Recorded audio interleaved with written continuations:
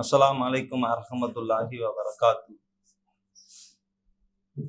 ஏக இறைவன் அல்லாஹுவின் திருப்பெயரை கொண்டு துவங்குகிறேன். என் பேர் ஜோசப். இதுக்கு முன்பு நான் கிறிஸ்துவத்தில் இருந்தேன். கத்தோலிக்க கிறிஸ்தவனாக இருந்தேன்.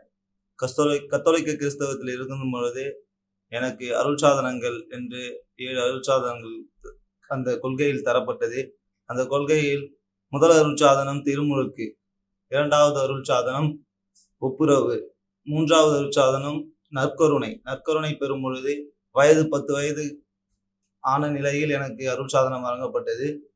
அப்பொழுது கத்தோலிக்க கிறிஸ்தவ கொள்கையை கற்றறிந்து அதன்படி அந்த நற்கருணையை தருவார்கள்.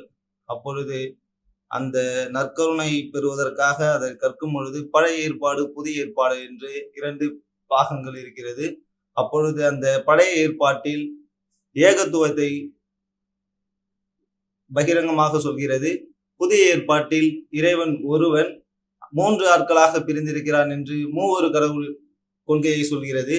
இதற்கு இடைப்பட்ட நிலையில் எனக்கு சிறு வயதிலிருந்தே முரண்பாடு அதிகமாக இருந்த நிலையில் எனக்கு நானும் எனது குடும்பத்தாரும் அந்த கத்தோலிக்க கிறிஸ்தவத்தில் ஏகத்துவத்தை பின்பற்றுவதா அல்ல புதிய ஏற்பாட்டில் உள்ள மூவொரு நம்பிக்கையை பின்பற்றுவதா என்று தெரியாமல் குழப்பத்திலேயே நாங்கள் அந்த குழப்பமான கொள்கையை பின்பற்றி வந்திருந்தோம். அப்பொழுது நான் காலேஜ் படிக்கும் பொழுது என்னுடன் காலேஜ் படிக்கும் பொழுது எனது நண்பர் ஒருவர் இருந்தார். அவர் பேர் வசந்த். நான் இறை நம்பிக்கையாளன், அவர் இறை மறுப்பாளர், அதாவது ஏத்திஸ்ட். அவர் இறைவனை மறுக்கிறவர். இறைவனே இல்லை, இறைவன் ஒருத்தன் இல்லை அப்படின்னு சொல்லிட்டு என்கிட்ட வாதாடி கொண்டு இருப்பார். நானும் அவர்கிட்ட வாதாடி இருப்பேன்.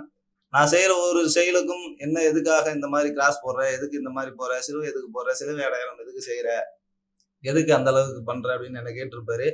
இறைவன் காப்பாற்றுவான், இறைவன் ஒருத்தன் இருக்கான், அவன் மேல நம்பிக்கையாக இருக்கிறதுனால நான் அதை செய்யறேன் நண்பா அப்படின்ட்டு அவர் பேசும்போது அவர் இல்லை இறைவன்றவன் இல்லை அப்படின்னு சொல்லிட்டு என்கிட்ட முரண்பாடா நிறைய பேசிட்டு இருப்போம். கல்லூரி காலங்கள் எங்களது படிப்பு முடிந்த பிறகு கொரோனா டைம் வந்துச்சு. அந்த கொரோனா டைம் இருக்கும் பொழுது அவர் இடைப்பட்ட காலத்தில் அவரை ஒரு வருஷமாக நான் பார்க்கல. 2019 20 வரைக்கும் நான் அவரை பார்க்காத பொழுது 2021 அவரை பார்க்கிறேன். பார்க்கும் பொழுது அவரு இறை மறுப்பாளனா இருந்தவர். நான் பார்க்கும் பொழுது முற்றிலும் மாறுபட்டு அல்ஹம்துலில்லாஹ் இறை ஏற்பாளனா இருந்தார். இறை ஏற்பாளனாக இருக்கும்போது நேர்வழி பெற்ற இஸ்லாத்தை வச்சிருந்தாரு.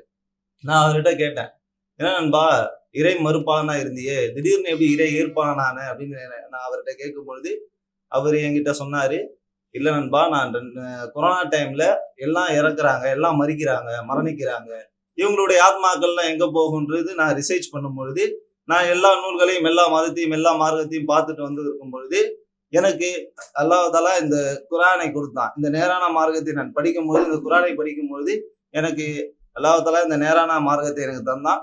அது உனக்கும் கிடைக்கணும் நண்பான்னு சொல்லிட்டு என்கிட்ட பேசினாரு. நான் கிறிஸ்துவன் என்றது அவருக்கு தெரிந்து என்கிட்ட அவர் பேசினாரு. பேசும்பொழுது என்கிட்ட 3 கேள்விகள் கேட்டார். அவரு 3 கேள்வி கேட்டாரு. 3 கேள்விக்கு என்னால பதில் சொல்ல முடியாதனால நான் இஸ்லாத்தை ஏத்துக்கிட்டேன்.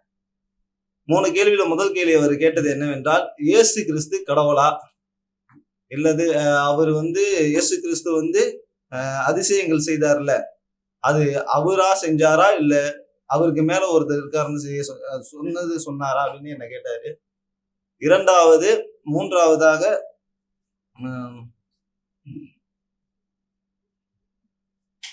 இயேசு கிறிஸ்து கடவுளாக இருந்தால் அவர் 3 ஆட்களாக பிரிந்திருந்தால் மூவருக்கும் ஒன்று தானே தெரியும், ஒரே விஷயம் தெரியணுமே அப்படின்னு சொல்லிட்டு என்கிட்ட கேட்டிருந்தாரு. முதல் விஷயம் என்கிட்ட கேட்கும்போது அவர் இன்னொரு விஷயத்தையும் சேர்த்து சொல்லியிருந்தார். இயேசு கிறிஸ்து சிலுவையில் மரணிக்கும் பொழுது அந்த எந்த பிதாவிடம் கேட்டாரு வேண்டாரு அப்படின்ட்டு, என் இறைவா ஏன் என்னை கைவிட்டீர் என்று கேட்டார். அது யாரிடம் கேட்டாருன்னு என்ற கேள்வி கேட்டாரு. அந்த கேள்விக்கு எனக்கு பதில் தெரியல. யாரோ அவர் இறைவனா இருந்தா அவரை காப்பாத்திக்கணும்ல, அவர் யார்கிட்ட கேட்டாருன்னு சொல்லி அந்த கேள்வி கேட்டாரு. அந்த கேள்விக்கு எனக்கு விளக்கம் தெரியல, எனக்கு பதில் தெரியல.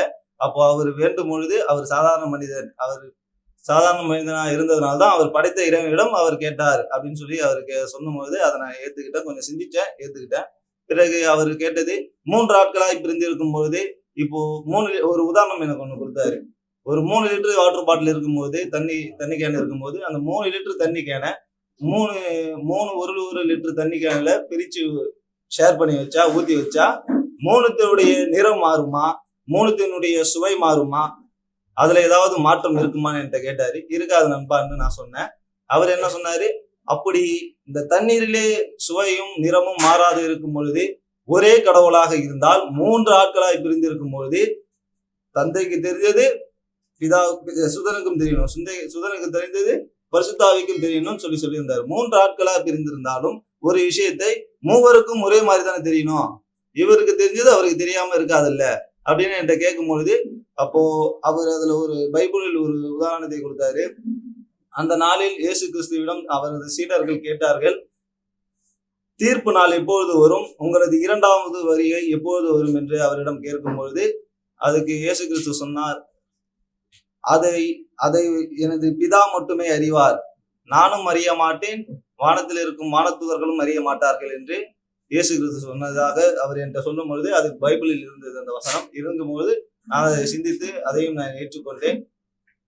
அல்ஹம்துலில்லாஹ். அதுக்கப்புறம் அவர் சொன்ன பிறகு குர்ஆன் எனக்குள்ள இருந்த முரண்பாடுக்கான எனது சந்தேகங்களுக்கான கேள்விக்கான பதில்கள் அனைத்தும் குர்ஆனில் அல்லாஹ் தஆலா எனக்கு தந்தான். தரும்பொழுது எனக்கு நேரான மார்க்கத்தையும் அல்லாஹ் தஆலா தந்தான்.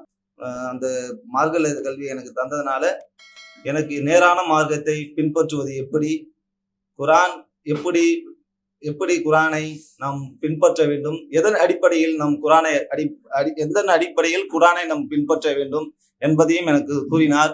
முஹம்மது ஸல்லல்லாஹு அலைஹி வஸல்லம் அவருடைய சுன்னா மற்றும் அல் குர்ஆன் இது 2மே நமக்கு ஆதாரபூர்வம் என்று அவர் சொன்னார்.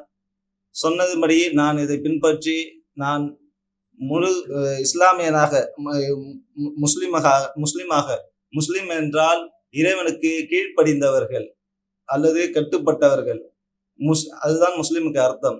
மார்க்கம் என்பது இஸ்லாம் மார்க்கம் என்றால் வேற எதுவும் நினைச்சுக்காதீங்க. மார்க்கம் என்பது நாம் சொர்க்கத்திற்கு செல்ல வேண்டிய வழி.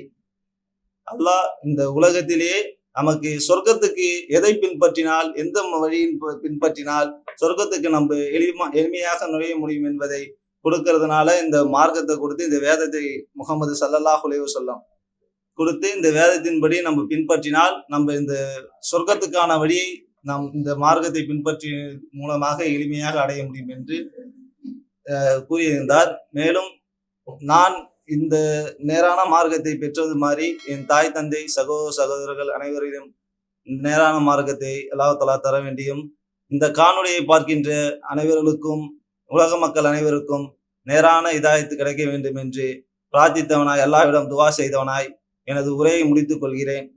அஸ்ஸலாமு அலைக்கும் வரஹ்மத்துல்லாஹி வபரகாத்துஹு.